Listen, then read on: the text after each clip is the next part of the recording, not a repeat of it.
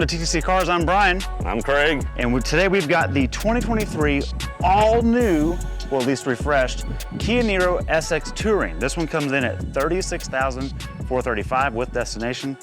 And it actually looks really good, I think. Craig, what do you think? That looks really good. Solid. Yeah. Part of it is this color. This is not metallic. It's kind of one of these Adobe kind of pale colors, but it's called Cityscape Green over charcoal gray. All right, starting out with the snobs, one of my favorite things is that Kia keeps the satin trim going that you see on a lot of their stuff they're doing. You also have it here, down below. The nervous part I have, Craig, is this gloss black. It's kind of like the gloss black on interiors that will scratch easily. So I'm worried about car washes and things like that as an owner proposition. And it goes down the fender flares as well. Who knows? I'm sure a PPF wrap would help there, but a lot of owners aren't going to do that. Headlights, signature LED trim coming around it, and double LED bulbs up there. The lights are great. I've driven it at night a few times, no complaints there at all. Now, something I want to commend Kia on is they are not afraid to try things on design. If you look overall on this, you can tell. They're doing things with the mirrors. They've got LED treatments here, painted mirror cap, which is nice. Black roof rails, satin door handles. These are also better than most of the Kia door handles because you just do this instead of having to find a physical button. I like that.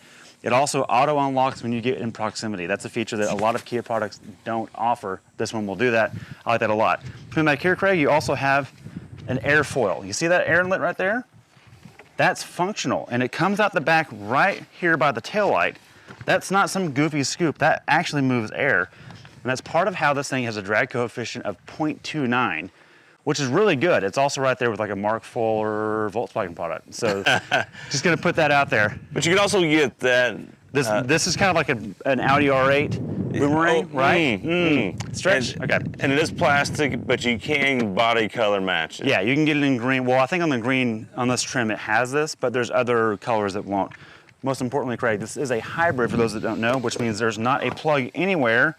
And there's a string on the gas cap, which is kind of a fail, but as a really good cap holder, I know we make jokes about this all the time, but some of these things have junk cap holders and they just like dangle out. This one's not terrible, so it's a partial pass. We've almost forgotten wheels and tires, Craig. Let's hop down here. These are 18-inch wheels. They're optional. They are 225, 45 18s, and these are the Continental Pro Contacts. Now, I'll be completely honest with you. Continental makes great tires, but these are on the eco side of things, so they will let go quicker than you think they will. But they're extremely quiet. They're balanced well. There's not going to be, I mean balance in terms of what their performance does, not in terms of their actual balance, but they're quiet, and even in moisture, I've gone through some water, they do very well. So no complaints there. Now the wheels, I like these a lot. And I was talking to someone the other day about the wheels on this versus what the Soul came with on its loan. Those were the Ninja Stars. I think these look a lot better. Oh, these look a lot better. And they're not directional too. Exactly. Right. These wheels stand on their own. It's a good looking product. I like that. Okay, coming out back, you've got this nice roof spoiler. You've got the shark fin on the top and a wiper that is big enough for the glass that is on it. That's one of those things we've realized recently, that some car brands have a tiny wiper and a big old window. This one works. Again, we've addressed this previously, but this is not KN, it is Kia. I do think that this is a bit controversial, but for those that are on the fence about Kia, I think this is actually helping because it looks more premium. Tell us what you think below. Now, as you see here, this is a HEV instead of a BEV, which means it's hybrid instead of battery. You can get this in hybrid, you can get it in plug-in hybrid, and you can get it in full EV. So this is the most dyno juice version of all of them. And we're getting pretty good mileage, but we'll talk about that more when we drive the thing. Down below, the exhaust tips are hidden because they don't want to acknowledge the fuel consumption of this green vehicle. But I'm okay with that. Let's hear the exhaust real quick. Let's check out the engine.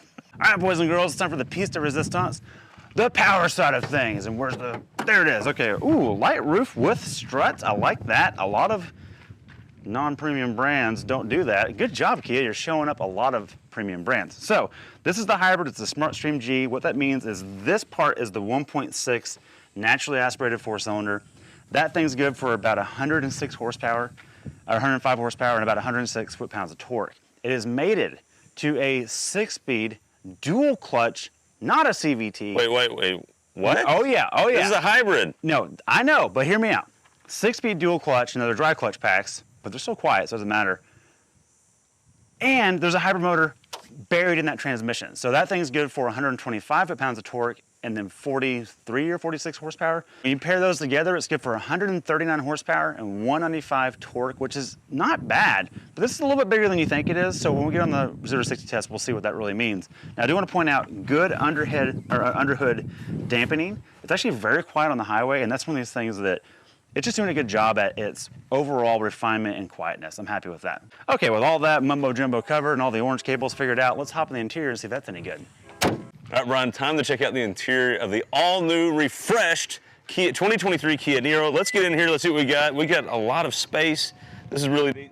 Power-operated gate on this particular trim. Plenty of room back here, despite being a hybrid. A lot of hybrids, you lose space because of batteries, and that's not too much of a problem down here. We do not get a spare tire, but you know, I'm sure you could figure something out if you really had to. You get a big speaker back here. Big speaker, that's nice. Look, it's not a Subaru, so you don't get little dog bowls, but you could put a dog bowl there. So just pointing that out. And the seats do fold down. Let's check that out real quick. Fold that one down. Fold this one down. This one down. And it folds pretty flat. Now all of a sudden you get a really usable hatch-like space. That's pretty cool. Let's go check out the second row. Moving on to the second row, let's start with the door there. First things first is it will hold a phone there without falling through. That's muy importante. And then you get a little bottle holder for Brian, maybe a baby bottle, because Hydro Flask is not gonna work back there, so don't go hiking if you're sitting in the second row. Into the interior, Brian, these seats are kind of cool though. It's kind of a leatherette-ish thing, but it's called a charcoal gray. I think it looks really good and it pairs well with this green on the exterior. You get a nice folding center armrest. Let's get in here and see how that is. Not so bad. I'm actually sitting behind Brian here, and I've got room still. That's pretty good. I get a mat pocket here, and look, USB-C chargers on both sides. Kind of cool that it's in the side of the seat. I like that a lot. Rear vents for your rear occupants, which is nice, especially in the Texas heat. Brian, let's see if you fit. Oh boy. All right, taking the headphones off for this one. Okay. And I'm behind you, pimped out. Yeah. You know, no, I fit. That's not bad. No, I could ride in this without complaining. And the moonroof motor is hitting us a little bit because it does come down a little bit. But it goes back up right here for the head. And then speaking of that headliner, that's an interesting material. It's actually, it looks like a patinaed old 97 Land Cruiser, but that could be personal bias. Oh, so you mean if Toyota did it today, all the Toyota guys look, oh, it's like the old Land Cruiser, I love it, it's great. Quit geeking, let's go. Okay. All right, moving on to the captain's quarters. Let's check out the door pockets real quick. Same thing, you get a little cell phone holder in the door here, but it could fall out. Don't really like that. Interesting textile choices. That arm rest there, Brian, is a different material. Lots of piano black, even on the door here. And then we do get room for really skinny bottles. They don't want you drinking a lot of fluids in this car. Brian, check out this right here. This is a really exquisite design in a shape of a letter called T. Yeah, it's called, so what that is, that's a harken back to Trans Ams and Firebirds. Yeah, Pontiac had some new old stock. Yeah. So Brian doesn't really like the T-shaped handle, but it does have, look, Qi charging up here, wireless, which is nice, and it's also a good spot for a wallet, which I'll just put in my pocket right here. Thank you, Brian. Appreciate that.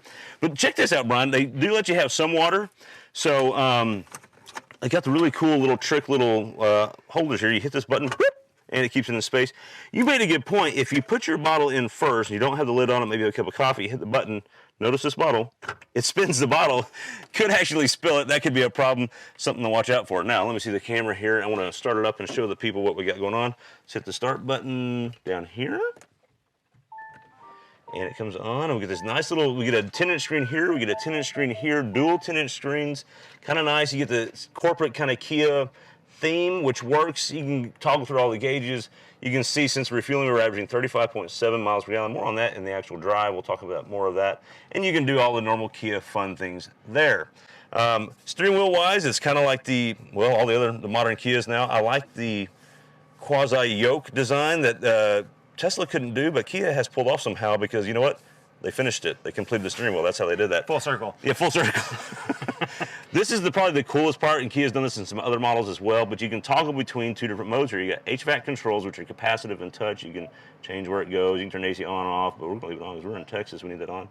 Or you can hit this button, and now we got radio functionality. This turns to a volume and tuning knob. Oh, I don't want to copyright violate there.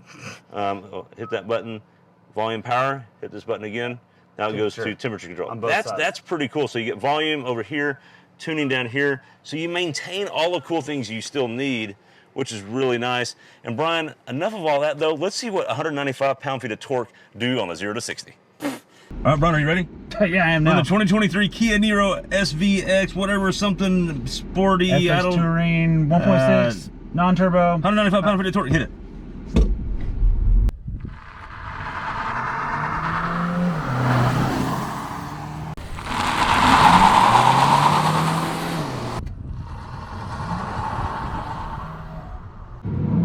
Wheel spin. Okay. 25, 30, 35, 40, 45, 55, and 60. Okay. With mainly cars a little higher, it was over 10. Yeah, it's over 10. We had a lot of over 10s. Mm-hmm. The best of our 5 runs was 9.76. And it is a hot day. It is a hot day. It's 104 degrees right now. Okay. In the evening. We are filming later to let it cool off.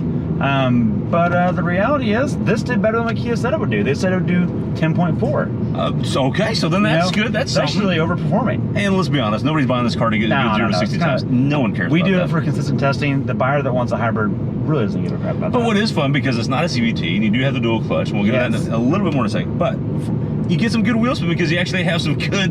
It's fun. Right, the clutch engages it, and that right front tire just lets go. And that makes at least you feel like you're going faster. So there's that. And that's why eco tires are fun. That's why eco tires are fun. And now let's talk about that dual clutch transmission. Okay, so the hybrid part on a traditional automatic, you would have. By the way, I can hear that engine running because it's so noisy. Okay, because it's a dual clutch, I can force it to 6th gear. Nice. I like that a lot.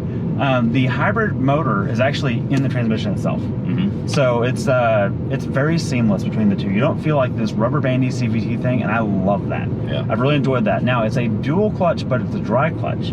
I've not heard a bit of chatter out of it. Mm-mm. So usually with dual clutches, you hear a little bit of like clutch chatter, and especially on hot days. It's been fine. The way the hybrid motor integrates, it just doesn't happen. So good integration, very refined. Real quick, I want you to talk about Hyundai Kia and all the different transmissions they have. Oh, yeah. Oh, and engines. Okay, I was thinking about this the other day. I was like, they've got a 1.6, they've got a 2-liter, they've got a turbo of each of those, and natural aspirator. Yes. They've got the 3.3 V6 that's in a lot of stuff. They've had 5-liter V8s in the Hyundai Genesis side of things. Yeah. You've got the 8-speed auto for rear-wheel drive. You've got the 8-speed auto for front-wheel drive. You've got the 6-speed auto for front-wheel drive. You've got the dual clutch, 6, 7, and 8-speed, plus 5 and 6-speed manuals over the years. Kia is a massive operation. They don't mess around, and they will try anything when it comes to powertrain. Yes. And styling. Kudos to them. They're very daring to go, hey, we should try this. We've got the resources, let's do it. All right. And they'll do it. So they're kind of like Korea's Chevy or Ford, except they're more daring to try and push the envelope because they don't have the 100 years of pedigree. Right, they're not steeped in these traditions that they have to throw back to and harken to the original New York from the 60s. They're not limited to anything. They can just do what they want. Right. It's a clean slate, yeah. And now that's where it's good and bad. Absolutely. So the bad to me, and you talked about interior already, but this screams EV6 to me. Yeah. And I don't love the design of that interior. The language of it. Now, this one's more comfortable than the EV6. It's got a lot more room. Yeah. There's a lot of like gloss black. I just don't like that very much. That's all. It's all preference though. No, I totally agree with you. I think you're right on that. But ride and drive for what this thing's supposed to be. This is supposed to be a functional commuter box, quasi crossover, whatever. It's a wagon. This is a tall hatch wagon. Yeah. And it's very functional. Driving into work, you can get 50 plus. Okay, I was getting 51 miles a gallon going to work in a mixed urban drive. So a little bit of 70-mile-an-hour highway and then mostly stop and go for that. Wow, that's impressive. Mm-hmm. That same drive on the way home. Now, granted, it's about 30 degrees warmer, over 105 each day. I was getting 36 on the way home. The temperature seems to be really affecting this. Yeah, it's funny because a lot of markets talk about the cold affecting batteries. The heat does it too. The heat does it just as bad. Maybe worse. Depends on the day. Well, we're in peak El Nino right now, if you want to call it that. So that's what we're dealing with. In the spring, this might have done better. But it gets good mileage, and it's plenty of room back there, plenty of room up here. Right. It's functional. This is loaded up, and it's $36,000. That's pretty good. And by the way, the fuel gauge, I drove it 3 days before it even dropped one point. And you still have 370 miles of range. Right. That's not bad at all. So we're on day 6 of 7. So that's pretty good. Or no, 7 of 7. Look, here's what I'll say. Look, it's not the most exciting car. We understand that. We get it. It's not an enthusiast car. Sure. But if you're buying a car that just needs mileage, and in this world, if they say you need to have an EV, I say get this. Yeah, I think this is a better bridge, right? So you can still just go to a gas station and increase your range, right? Now, it would be cool to have a plug-in variant. Oh, wait, they make that. There's an option for that. So if you want to do that, you can. And one more thing I want to point out, the fly pedals don't give you control over the transmission, they give you control over the regenerative braking. But the transmission, you can flip it over and they control the actual gear. I like that. Yeah. And you have something you can do about it. So not bad. Last thing is shock dampening. It's obviously soft as its mantra. Sure. You can find the bump stops if you push it at all. So just know that. That's really it. Yeah, they don't make a sport version of this. I was joking about that earlier. This Yeah, is no, just, no, for yeah. sure. All right, with that, thanks for watching. Be sure to tune and subscribe. Watch, Sure. tune, Watch, whatever, yeah. listen. Be sure to Subscribe, go hit to the like button. Be sure to go to YouTube and watch this. The only thing we really like is comments. Give us the comments. Those are fun. Tell us what Craig is wrong. Thanks for watching. See you next time. See ya.